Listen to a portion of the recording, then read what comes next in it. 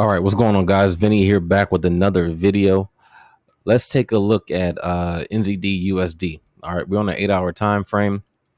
All right, we can see that the overall trend, which is the big picture trend, if you're looking at the whole entire screen, price is bearish. Okay, overall trend is bearish, right?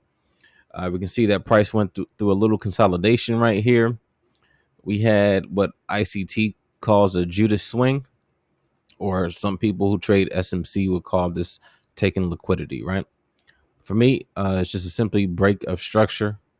Okay. Since we know that price is bearish, we can expect a pullback. Okay. Now, we're in an 8-hour time frame, and here's what I expect. So we take our Fibonacci tool. We're going to go from this swing high to this swing low down here, right? So we want price to pull back at least to this 50% area here. Okay. Before we actually see price reversed back down.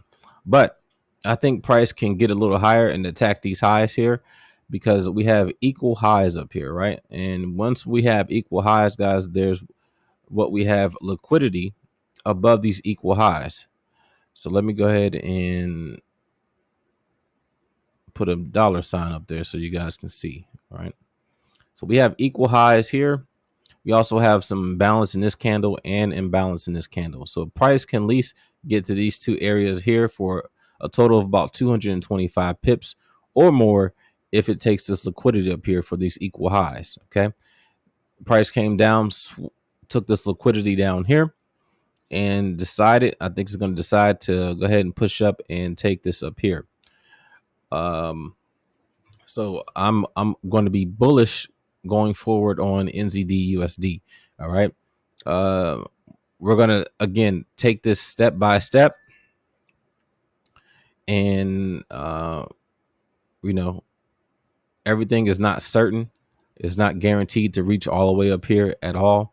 But I do expect price to at least get to the 50% area, if anything, and reverse from there.